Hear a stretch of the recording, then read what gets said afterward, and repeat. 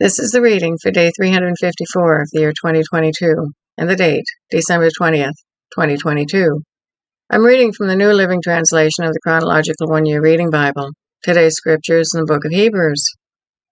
Hebrews chapter 11, starting at verse 1, heading, Great Examples of Faith. Faith shows the reality of what we hope for. It is the evidence of things that we cannot see. Through their faith, the people in days of old earned a good reputation. By faith, we understand that the entire universe was formed at God's command, that what we now see did not come from anything that can be seen. It was by faith that Abel brought a more acceptable offering to God than Cain did. Abel's offering gave evidence that he was a righteous man, and God showed his approval of his gifts. Although Abel is long dead, he still speaks to us by his example of faith. It was by faith that Enoch was taken up to heaven without dying. He disappeared because God took him. For before he was taken up, he was known as a person who pleased God. And it is impossible to please God without faith. Anyone who wants to come to him must believe that God exists, and that he rewards those who sincerely seek him. It was by faith that Noah built a large boat to save his family from the flood.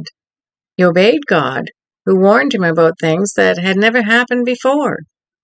By his faith, Noah condemned the rest of the world, and he received the righteousness that comes by faith. It was by faith that Abraham obeyed when God called him to leave home and go to another land that God would give him as his inheritance. He went without knowing where he was going, and even when he reached the land that God promised him, he lived there by faith, for he was like a foreigner living in tents. And so did Isaac and Jacob, who inherited the same promise.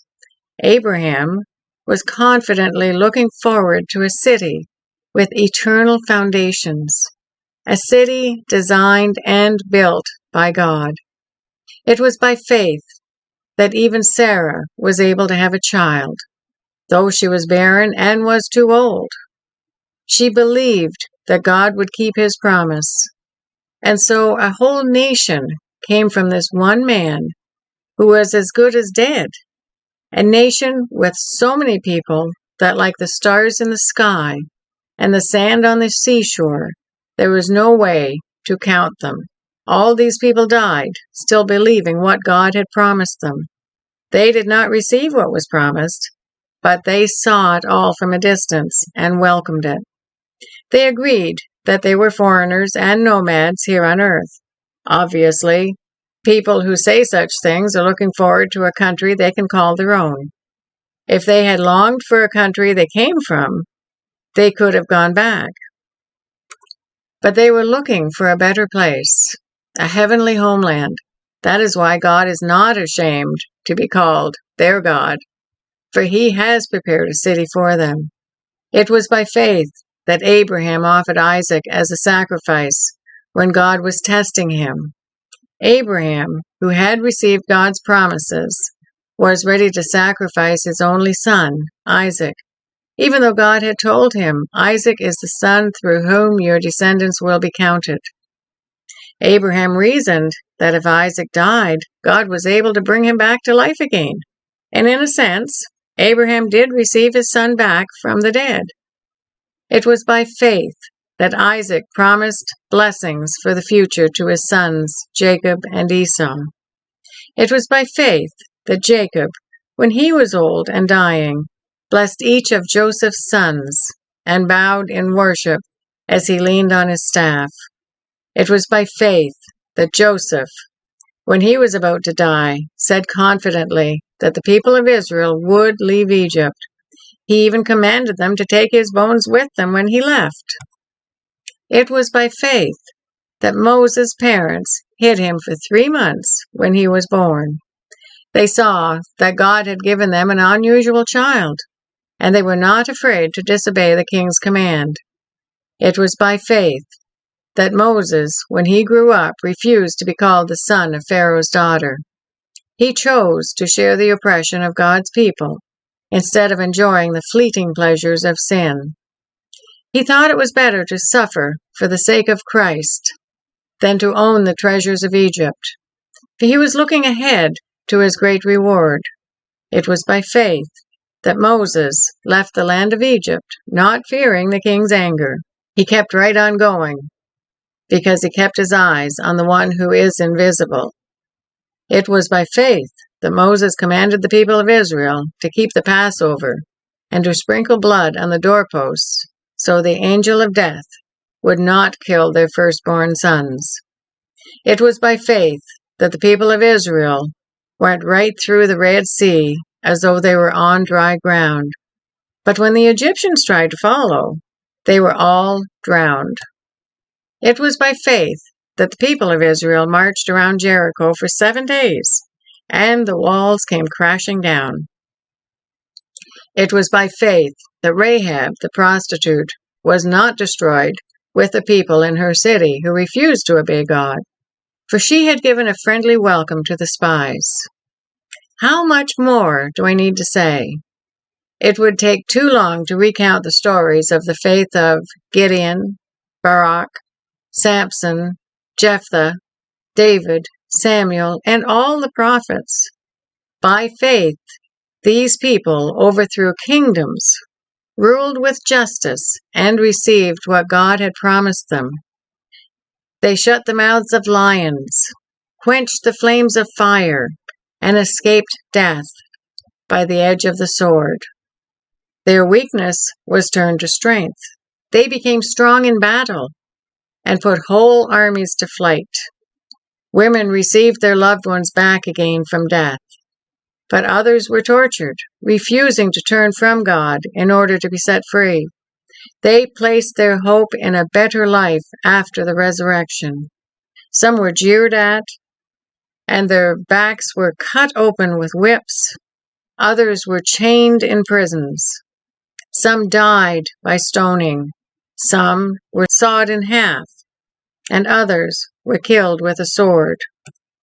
Some went about wearing skins of sheep and goats, destitute and oppressed and mistreated. They were too good for this world, wandering over deserts and mountains, hiding in caves and holes in the ground.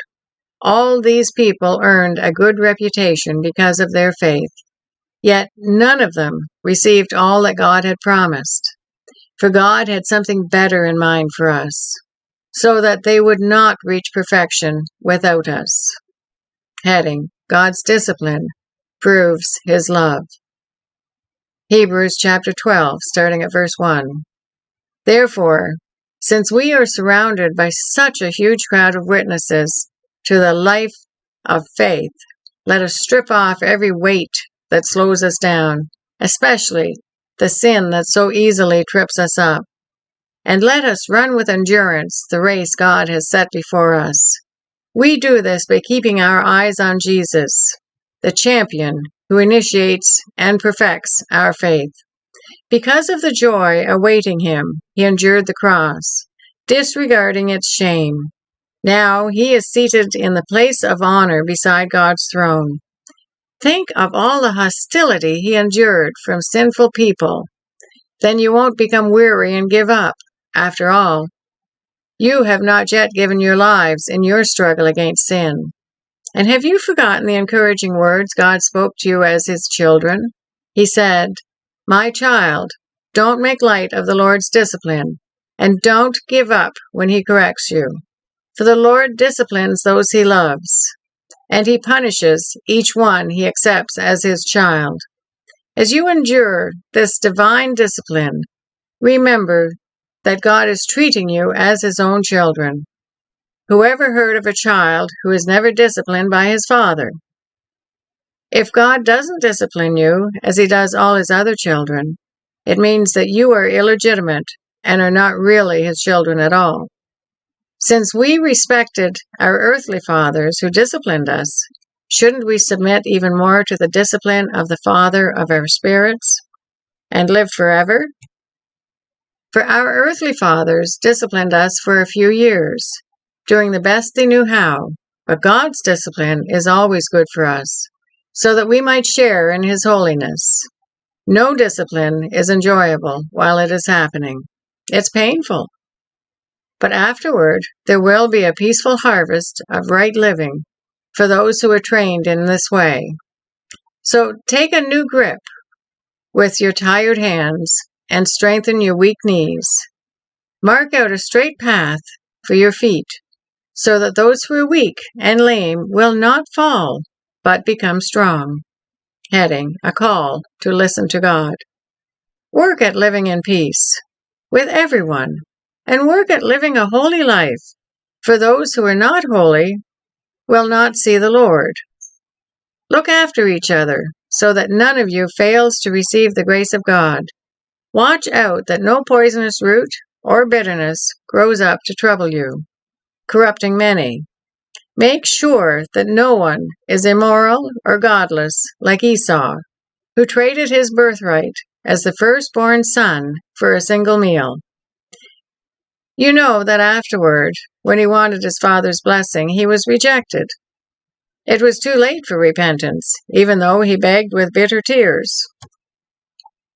You have not come to a physical mountain, to a place of flaming fire, darkness, gloom, and whirlwind, as the Israelites did at Mount Sinai, for they heard an awesome trumpet blast, and a voice so terrible that they begged God to stop speaking.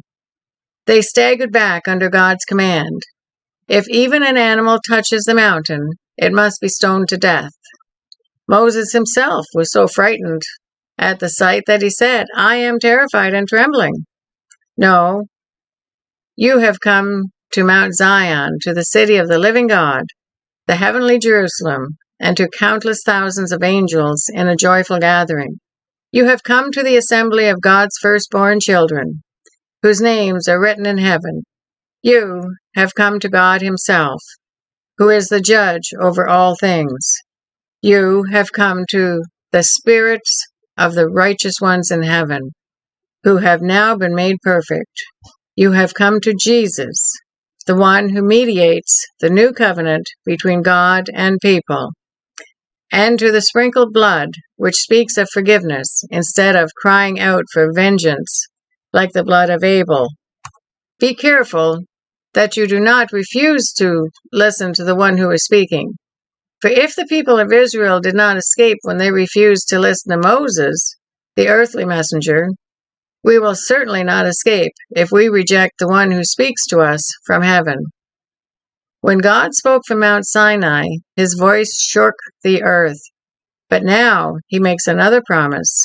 Once again, I will shake not only the earth, but the heavens also. This means that all creation will be shaken and removed, so that only unshakable things will remain. Since we are receiving a kingdom that is unshakable, let us be thankful and please God by worshiping Him with holy fear and awe, for our God is a devouring fire. That is the reading for day 354. God bless each and every one of you, and may God be with you until we meet again.